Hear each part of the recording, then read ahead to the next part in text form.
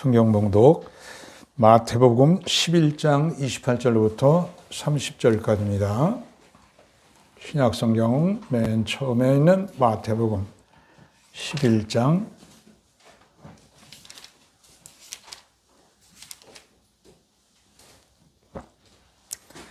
28절로부터 30절까지 찾으셨으면 아멘. 함께 봉독합니다. 시작. 수고하고 무거운 짐진 자들아 다 내게로 오라. 내가 너희를 쉬게 하리라. 나는 마음이 온유하고 겸손하니 나의 멍에를 메고 내게 배우라.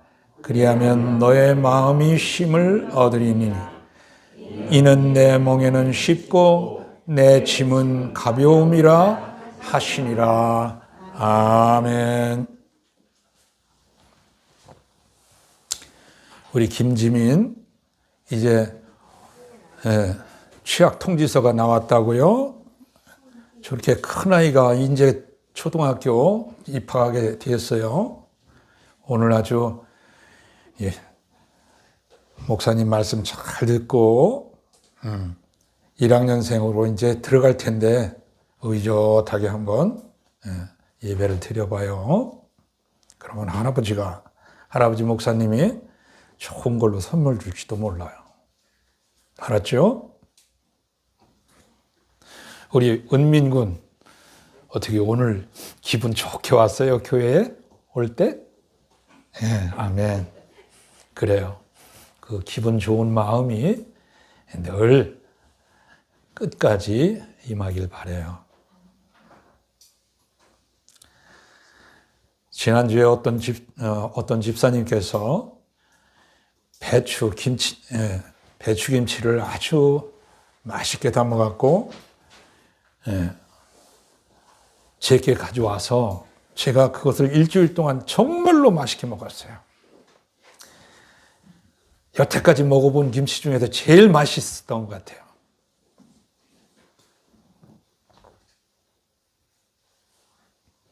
그렇게 맛있는 김치를 정말로 처음 먹어본 것 같아요. 그래서 힘이 납니다.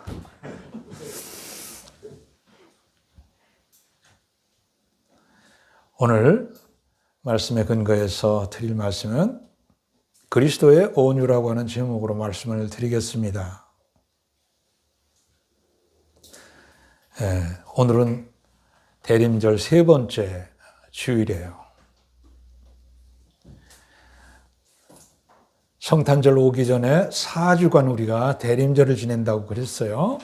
이게 세 번째 주일을 맞이했습니다.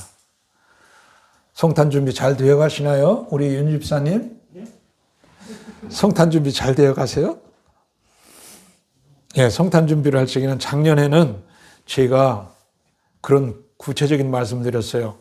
첫째 주에는 마태복음을 읽고, 둘째 주에는 마가복음을 읽고, 셋째 주에는 누가복음을 읽고, 넷째 주에는 요한복음을 읽으십시오. 그렇게 구체적으로 말씀드렸는데 금년에는 안 했더니 그럴 생각도 안 하신 것 같아요. 다들 한 주간에 복음서 하나씩 읽으면은 성탄 준비에 도움이 될 거예요. 이렇게 성탄을 맞이하기 위해서는 우리가 대림절에 잘 준비를 해야 기쁜 마음으로 우리가 맞이할 수 있게 되기 때문에 그렇습니다. 그런데 예수님이 오실 당시에는 그런 준비가 잘 안 돼 있었던 것 같아요. 누가복음을 보니까 예수님께서 누우실 곳이 없어갖고 어디에 가서 누우셨다고 그랬어요? 마구간, 말구유에 가서 누우셨다고 그랬어요. 그러니까 예수님이 이 세상에 오시는데 사람들이 아무런 준비가 없었던 거죠. 말구유에 누우셔서 태어나셨습니다. 그 사건은 뭐를 뜻하는 것이냐? 가만 생각해 보니까 예수님이 오실 때 환영보다는 배척을 받을 거라고 하는 것을 암시하는 그런 말씀이 아닌가, 그런 사건이 아닌가, 그런 생각이 들어요. 글 한 편을 소개하고자 합니다. 빈 방 있습니까? 라고 하는 제목의 글인데요. 빈 방 있습니까? 누구신데요? 생명입니다. 죄송합니다. 파멸을 위한 방은 있는데 생명을 위한 방은 없습니다. 빈 방 있습니까? 누구신데요? 진리입니다. 죄송합니다. 거짓을 위한 방은 있는데 진리를 위한 방은 없습니다. 빈 방 있습니까? 누구신데요? 겸손입니다. 죄송합니다. 교만을 위한 방은 있지만 겸손을 위한 방은 없습니다.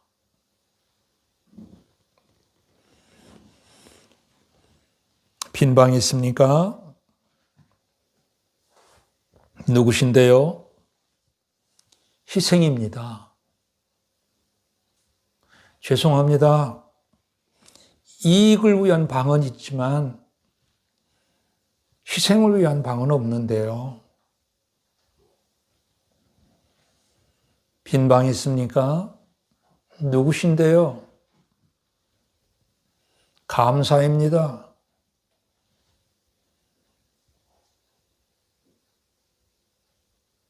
죄송합니다.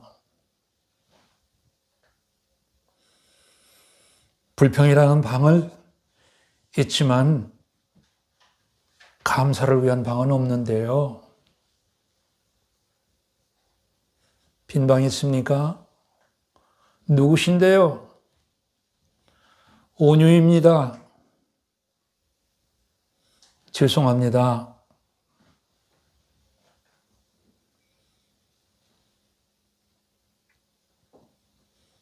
온유라는 방은 없는데요.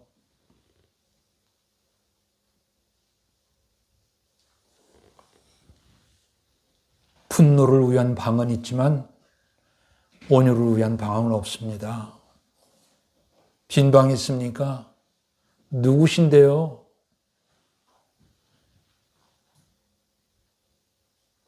순종입니다. 죄송합니다. 거역을 위한 방은 있지만 순종을 위한 방은 없습니다.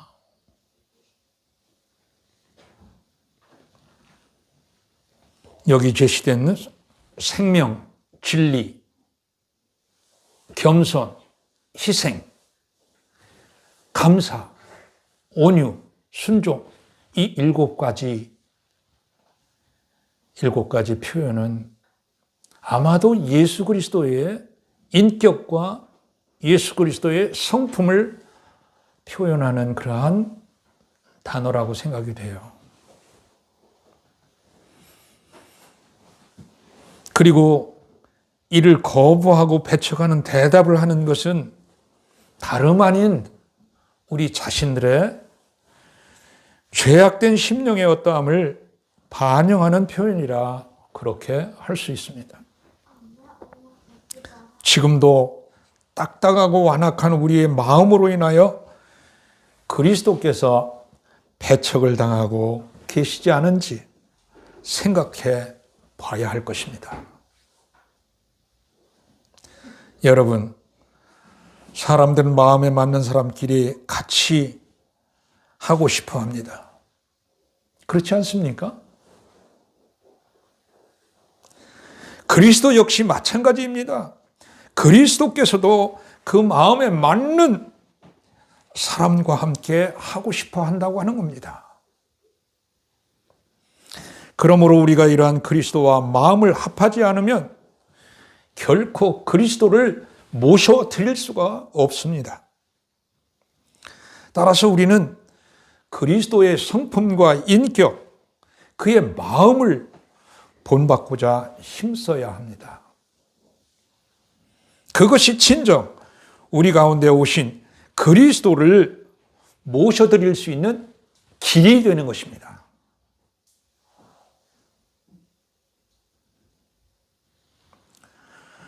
오늘 우리는 이와 관련해서 그리스도께서 이 세상에 사시면서 보이신 모본 가운데 우리가 본받아야 할 성품으로 그분의 온유하심을 생각해 보려고 합니다. 온유함, 그리스도의 온유. 그 이유는 우리가 오늘 살아가는데 이 사회가 분노의 사회라는 것이죠. 분노의 사회 속에서 우리가 살아가고 있어요. 사람들은 저마다 분노의 폭탄을 품고 살고 있어요. 의견의 차이를 참지 못해요. 갈등과 편가르기를 하면서 분노를 쏟아냅니다.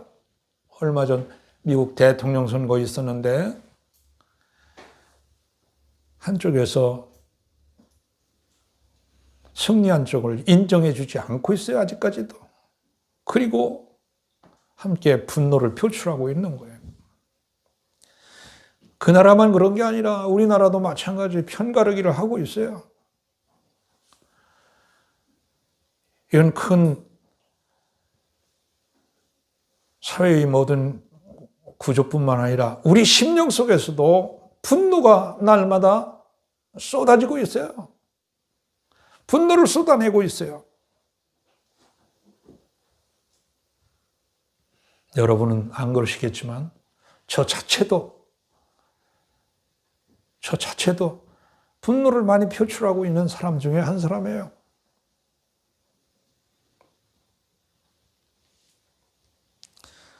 그런데 기독교인들은 예수를 믿으니까, 예수를 따라가니까 예수님의 성품 중 온유한 성품 본받아야 하겠죠. 수고하고 무거운 짐진 자들아 다 내게로 오라. 내가 너희를 쉬게 하리라. 나는 마음이 온유하고 겸손하니 나의 멍에를 메고 내게 배우라. 그리하면 너희 마음이 쉼을 얻으리라. 얻으리니 내 멍에는 쉽고 내 짐은 가벼움이라 하시니라. 오늘 말씀이에요. 예수님의 성품 유일하게 나타난 곳이 바로 이곳입니다. 마태복음 11장 29절에 나는 마음이 온유하고 겸손하다고 말씀하고 있습니다. 성품이 그런 사람이에요. 우리 크리스찬들은 예수님을 따라가는 사람, 예수님의 마음을 닮아가는 사람, 예수님의 마음을 쫓아가는 사람 되어야 되지 않겠습니까? 그래서 예수님을 따라가면서 우리는 그 온유를 배우고 그 온유를 배움으로 말미암아 우리 마음이 쉼을 얻고 평안해지는, 자유로워지는, 요한복음 8장 21절에 보면 너희가 진리를 알지니 진리가 너희를 자유케 하리라 했어요. 이 말씀이 저는 굉장히 어려웠어요. 어느 대학에 가보니까 모토로 삼고 있어요. 그 말씀을. 저게 무슨 말일까?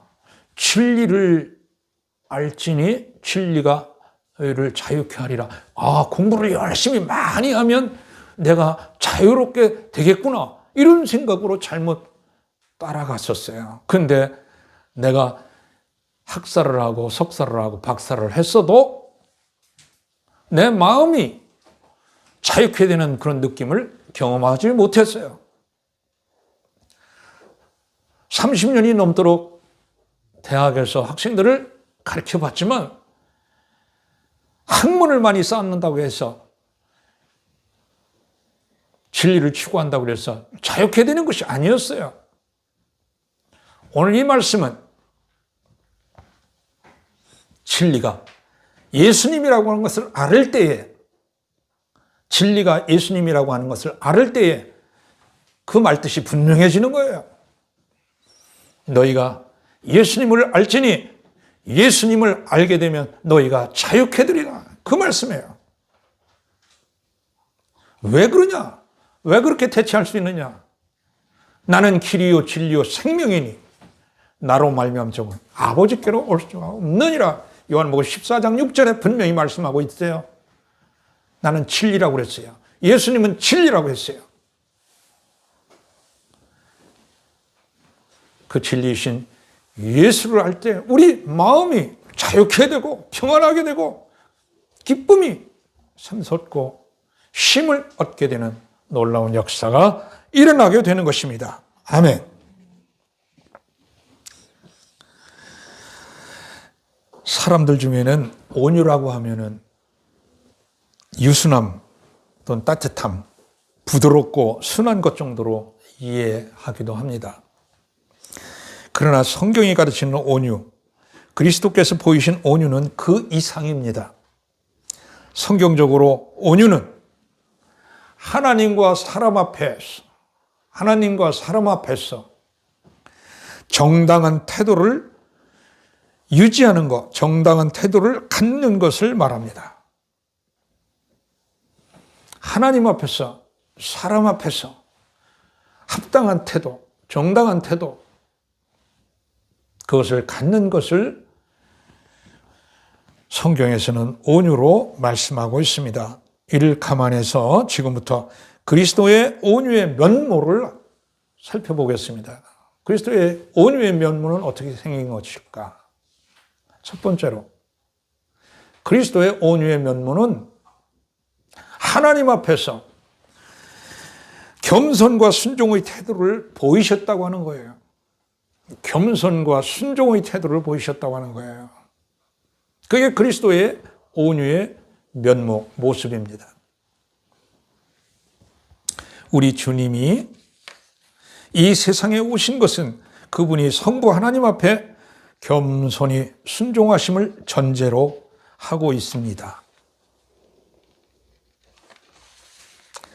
그리고 그분은 이 세상에 계실 때에도 항상 하나님의 때, 하나님의 뜻을 먼저 헤아리셨으며 결코 당신 자신의 생각과 뜻을 고집한 일이 없으십니다.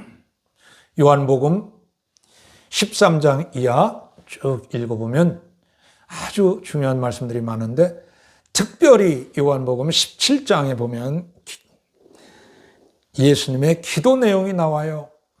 그 기도 내용에서 항상 하나님의 뜻을 말씀하시고 하나님의 생각을 말씀하고 계세요.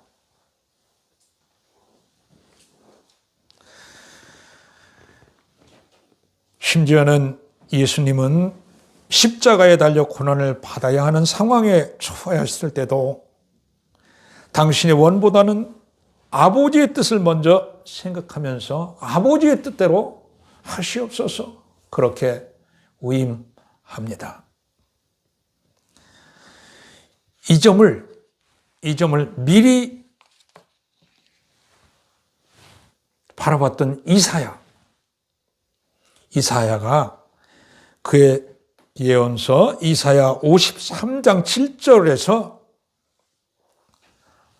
미리 본 바를 그렇게 말씀하고 있습니다. 그가 곤욕을 당하여 괴로울 때에도 그의 입을 열지 아니하였으며 마치 도수장으로 끌려가는 어린 양과 털 깎는 자 앞에 잠잠한 양같이 그의 입을 열지 아니하였도다라고 증거하고 있습니다. 묵묵히 겸손과 순종하는 그러한 태도를 잘 나타내주고 있습니다. 또한 바울 사도는 빌립보서 2장 7, 8절에서 하나님 앞에 그리스도가 보이신 온유한 면모를 다음과 같이 말씀하고 있어요. 오히려 자기를 비워 종의 형체를 가지사 사람들과 같이 되셨고 사람의 모양으로 나타나사 자기를 낮추시고 죽기까지 복종하셨으니 곧 십자가의 죽으심이라고 증언하고 있습니다. 여러분, 우리가 본받아야 할 바로서 그리스도의 온유한 면모는 바로 이와 같은 것입니다. 어찌 보면 아주 유약해 보일 수도 있어요. 그러나 절대 아닙니다. 이렇게 하는 것은 하나님을 향한 절대적이고 견고한 신뢰와 철저히 자기를 부정하는 그 부정이 없으면 불가능한 일입니다. 우리가 진정 그리스도의 온유함을 본받기를 원한다면 무엇보다도 하나님 앞에서 자기를 낮추는 겸손함, 하나님만을 신뢰하는 견고한 믿음을 구비해야 할 것입니다. 아멘. 온유함이 어디서 나옵니까? 하나님 앞에서 겸손하고 하나님 앞에서 순종하는 그런 태도에서 나온다고 하는 것을 꼭 기억하시길 바랍니다. 두 번째로 그리스도께서 사람 앞에서 사람에 대해서 어떤 태도를 가지셨냐? 사랑과 관용의 태도를 보이셨어요. 주님이 세상에 오신 것은 다른 무엇보다도 우리를 사랑하시고 용납하시기 위함이었습니다. 사랑의 증거로서 우리 주님은 우리를 구원하시기 위하여 모든 것을 다 우리에게 주셨습니다. 심지어는 자기 목숨까지도 십자가에 내어주시기까지 그렇게 우리를 위해서, 우리를 사랑해서 그렇게 주셨던 것입니다. 그가 오신 또 하나의 목적은 우리의 생각과 삶을 이해하시고 포용하시기 위함이었습니다. 우리 주님은 이 땅에 계시는 동안 우리의 생각이나 마음만 아니라 우리의 삶 전체를 하나도 남김없이 다 체휼하셨습니다. 체휼, 몸소 겪으셨습니다. 그래서 고통스러운 것이 무엇인지, 사랑스러운 것이 뭔지, 슬픈 일이 뭔지 다 아실 수가 있게 된 것이죠. 하나님이었다면 우리 인생에 그런 희로애락을 알 수가 없었겠죠. 그렇지만은 몸소 인간이 되셔서 체휼하셨기 때문에 그 모든 고통과 슬픔과 어려움 이런 것을 다 아실 수 있게 된 거예요. 그래서 아실 뿐만 아니라 그 모든 것을 그 삶으로 다 수용하신 것입니다. 그분의 공생활을 통해 드러나듯 우리 주님은 지극히 낮은 자, 또 누구도 수용할 수 없다고 여기던 그런 자들, 세리나 죄인이나 창녀들까지 가까이 하셨으며 병든 자와 귀신 들린 자와 고통당하는 자들과도 함께 하셨습니다. 여러분, 주님의 온유란 바로 이런 것입니다. 우리가 정녕 그리스도를 우리의 심령에 모시기를 원한다면 재림절, 성탄절 그 주님을 우리 마음속에 심령 속에 모시기를 원한다면 그분의 사랑의 멍에를 함께 메고 그분의 이와 같은 온유함을 배우고 본받아야 할 줄로 믿습니다. 그럴 때 우리는 분노 사회 속에서 분노에 휩쓸리지 않고 우리의 마음이 힘을 얻을 수 있을 것입니다. 그분이 이 세상에 계실 때 사람들에게 사랑과 관대함으로 다가가시고 사람들을 포용하시고 이해하시고자 힘쓰신 것처럼 우리도 우리의 이웃, 우리 주변의 모든 이들에게 그와 같은 따뜻한 면모를 보여야 할 줄 믿습니다. 아멘. 사람 앞에서 그리스도께서 그와 같은 온유한 면모를 보이셨다는 것을 우리는 이제 알게 됐습니다. 우리도 그분을 믿는 사람으로서 그분의 그러한 아름다운 면모를 본받아서 정말로 참으로 그리스도인의 빛을 세상에 비추어야 할 것입니다. 세 번째로, 주님은 하나님 앞에서 그리고 사람에 대해서 그와 같은 태도를 가지셨다고 우리가 두 가지로 이야기를 했습니다. 세 번째로는 주님은 불의와 죄악에 대해서 맞서 싸우는 태도를 보이셨습니다. 이 점은 어떻게 생각하면 온유함과 거슬릴 수가 있어요. 온유함과 상충될 수가 있고 온유함과 갈등을 일으킬 수가 있어요. 그렇지만 그렇지 않습니다. 사람들은 온유함이 따뜻하고 부드러운 것으로 생각해서 마치 온유함이 대항하지 않는 것, 권리를 주장하지 않는 것, 분노를 말하지 않는 것, 묵묵히 인내하는 것, 이런 것 등등으로 생각을 하고 있습니다. 또 성경이 말하는 은유도 그와 크게 다르지 않습니다. 그렇지만 성경은 거기서 머무르지 않습니다.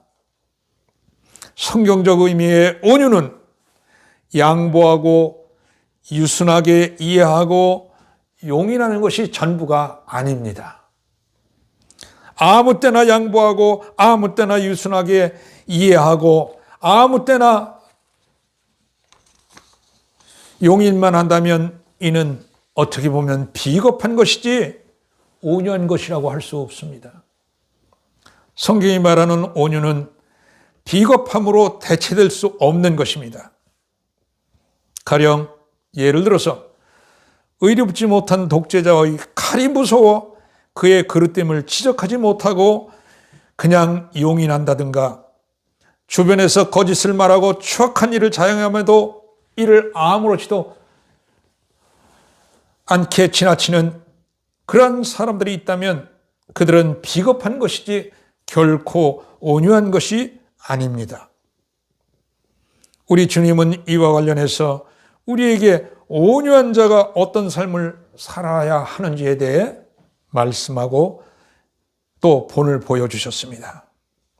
우리 주님은 이 땅에서 연약한 자, 고통 중에 있는 자, 곤고하고 외로운 자들에 대해서는 한없이 부드러우셨지만 불의한 자, 위선과 가식으로 살아가는 자, 타인을 압제하고 착취하는 자에 대해서는 결코 용납하시지 않으셨습니다. 그들과 맞서 당당히 싸우셨고 그들의 불의함과 거짓됨에 대하여 추상같이 꾸짖고 책망하고 질책하셨습니다. 앞서서 온유는 하나님과 사람 앞에 정당한 태도를 견지하는 것이라고 말씀드렸습니다. 주님께서는 온유하셨기에 불의한 자, 악을 행하는 자, 외식하는 자에 대하여 그처럼 철저히 맞서 싸우시고 꾸짖고 책망하신 것입니다. 그것이 하나님과 사람 앞에서 정당한 태도이기 때문입니다. 여러분, 오늘 우리는 이러한 주님의 면모를 본받아야 하겠습니다. 마땅히 노여워할 때 노여워하며 불의와 부정 앞에 당당히 정의를 외쳐야 합니다. 그러한 마음을 가지고 그러한 삶을 살아갈 때 우리는 이 세상에서 하나님과 사람 앞에 정당한 삶, 합당한 삶을 사셨던 우리 주님을 모셔드릴 수가 있습니다. 말씀을 맺으려 합니다. 오늘 우리는 주님의 온유하심에 대해 생각해 봤습니다. 우리 주님은 실로 온유한 분으로서 온유한 삶을 사셨을 뿐만 아니라 우리에게도 당신의 온유를 배우라고 말씀하십니다. 특별히 오늘 본문 말씀에서 우리 주님은 말씀하셨습니다. 수고하고 무거운 짐지들아 다 내게로 오라. 그리하면 너희가 쉼을 얻으리라. 나는 마음이 온유하고 겸손하니 나의 멍에를 메고 내게 배우라. 그리하면 너희 마음이 쉼을 얻으리라. 얻으리니 나의 멍에는 쉽고 나의 짐은 가벼움이라 하시니라. 말씀하셨습니다. 여러분, 멍에는 어떤 멍에가 될까요? 네, 사랑의 멍에가 되겠습니다. 옛날에 소가 밭을 갈 적에는 우리나라에서는 대개 소 한 마리가 쟁기를 끌고 가는데 이스라엘에서는 소 두 마리가 힘을 합쳐서 쟁기를 끌고 가는 그러한 문화가 있어요. 예수님께서 사랑의 멍에를 매셨어요. 그러면 그 짝으로서 누가 사랑의 멍에를 매야 되겠습니까? 우리가 그 사랑의 멍에를 예수님과 함께 더불어 질 때에 그 사랑의 멍에는 훨씬 쉬워질 것입니다. 또 예수님이 말씀하시는 예수님의 짐은 뭡니까? 복음의 짐입니다. 여러분, 예수님의 가르침을 우리가 잘 알아서 예수님의 그 말씀하신 가르침을 그대로 순종하고 우리 마음속에서 실천하는 그러한 삶을 살 때에 우리 마음은 쉼을 얻어요. 자유케 돼요. 평안하게 돼요. 기쁨으로 충만하게 돼요. 그러지 않고서는 우리가 예수 그리스도를 우리 마음속, 우리 심령 속에 모셔드릴 수가 없어요. 그분의 온유한 성품을 닮아서 부디 이 대림절 기간에 잘 준비해서 우리가 맞이하는 성탄절을 기쁨으로 맞이하고 그때에 주 예수 그리스도를 우리 심령 속에 온통 받아들여서 정말로 우리 마음과 몸 예수 그리스도와 아주 일체가 되는 놀라운 일이 일어나기를 바랍니다. 그럴 때에는 정말로 안절부절하지 못할 거야. 너무 기쁘고 즐거워서. 예수님과 일체가 된다고 하는 것이 보통 일입니까?